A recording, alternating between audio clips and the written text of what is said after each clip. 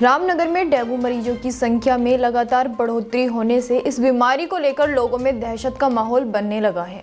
Dengue मरीजों की संख्या जहां एक और लगातार रामनगर के स्वर्गीय रामदत्त जोशी राजकीय संयुक्त चिकित्सालय में बढ़ रही है, तो वहीं नगर के प्राइवेट ब्रिजेश अस्पताल में भी हर रोज काफी मरीज उपचार के लिए आ रहे हैं। वहीं चिकित्सकों का कहना है कि डेंगू को लेकर लोग घबराए नहीं। यदि शरीर में दर्द है, बुखार की शिकायत है तो लापरवाही ना बरतें। तुरंत ऐसे मरीज चिकित्सकों की सलाह लें और अपने घरों में और आसपास गंदा पानी ना रुकने दें। उसकी सफाई करें और कीटनाशक दवा का छिड़काव करें। मामले में नगर पालिका के अधिकारियों से संपर्क किया गया है, लेकिन अधिकारियों से संपर्क नहीं हो पाया है। इस समय डेंगू काफ़ी तेज़ी से फैल रहा है।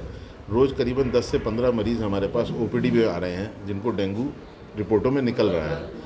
एक अच्छी बात यह है कि बहुत सारे मरीजों को भर्ती की ज़रूरत नहीं पड़ रही है। कुछ ही मरीज़ उनमें ऐसे हैं जिनको भर्ती की ज़रूरत या प्लेटलेट चढ़ाने की ज़रूरत पड़ रही है। फिलहाल भी हमारे पास 4 मरीज इस समय वार्ड में एडमिट हैं, जिसमें से 2 मरीजों को प्लेटलेट लगी है, बाकी 2 ठीक हैं, सामान्य दवाइयों से भी ठीक हो जा रहे हैं। रही बात कि हमें करना क्या है, करना सिर्फ एक है चीज़ कि हमें मच्छर को नहीं पनपने देना है। हमारे घर में जहाँ भी पानी इकट्ठा है, या वो कूलर में है, टायरों में है, घर में कहीं छत में अटका हुआ है, पानी को नहीं इकट्ठे होने देना है, क्योंकि ये मच्छर सिर्फ रुके हुए पानी में पैदा होता है। उसको साफ़ सफाई रखें और अगर हो सके तो मच्छर की दवाई अपने घर के आसपास चारों तरफ एक बार ज़रूर करवाएं। देखिए, डेंगू की शुरुआत लास्ट वीक में तो हमारे पास 3 या 4 पेशेंट आए हुए थे डेंगू के, और अभी शायद एक पेशेंट एडमिट भी है। डेंगू की शुरुआत तो शायद रामनगर में हो चुकी है, लेकिन इसके लिए मैं आपको बताना चाहूँगा कि हम लोग भी पूरी तरह से तैयार हैं।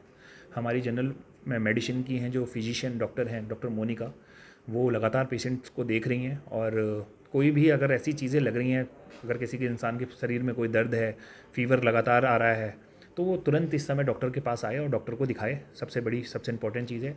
अच्छा, डेंगू से बचने के लिए हमें सबसे ज़रूरी चीज़ है कि अभी कुछ समय पहले ही बारिश हुई है, बारिश अभी ख़त्म हुई है, तो हमें को पानी कहीं भी रुकने नहीं देना है।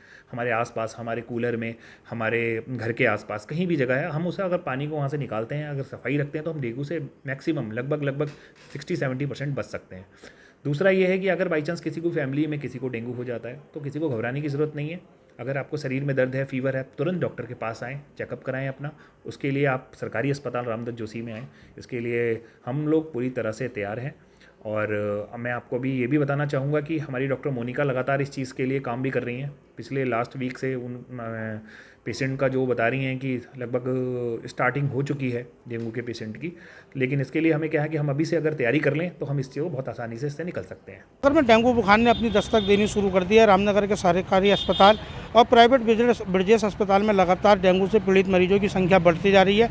रामनगर के सरकारी अस्पताल में डेंगू को लेकर अलग से वार्ड बनाया गया है। वहाँ के संचालक डॉक्टर प्रतीक का कहना है कि डेंगू की मरीजों की संख्या लगातार बढ़ रही है। उन्होंने बताया कि उपचार भी दिया जा रहा है, लेकिन उन्होंने कहा है कि सावधानी भी जरूरी है, और उन्होंने बताया कि दवाइयों की भी पर्याप्त व्यवस्था की गई है। तो वहीं रामनगर के प्राइवेट अस्पताल ब्रिजेश अस्पताल में भी MD डॉक्टर अभिषेक का कहना है कि लगातार जो बुखार के मरीज आ रहे हैं, उसमें आधे से ज़्यादा मरीजों में डेंगू की पुष्टि हो रही है। कई मरीजों को प्लेटलेट्स भी चढ़ाए जा रहे हैं, और उनके अस्पताल में भी करीब 4 मरीज यहाँ भर्ती हैं। उन्होंने बताया कि डेंगू को लेकर मरीज बिल्कुल भी ना घबराएं, और यदि बुखार या दर्द की शिकायत होती है तो चिकित्सक का परामर्श अवश्य लें, और घर में जो गंदे पानी है, रुका हुआ पानी है, उसको ना रुकने दें, उसकी सफाई करें और कीटनाशक दवाओं का छिड़काव करें। और परहेज भी बताते हुए उन्होंने कहा है कि किसी भी प्रकार कोई ना घबराए मरीज। यदि किसी को कोई प्रॉब्लम होती है तो चिकित्सक के पास जाकर उसकी सलाह लें। सावधानी ही इसका उपचार है।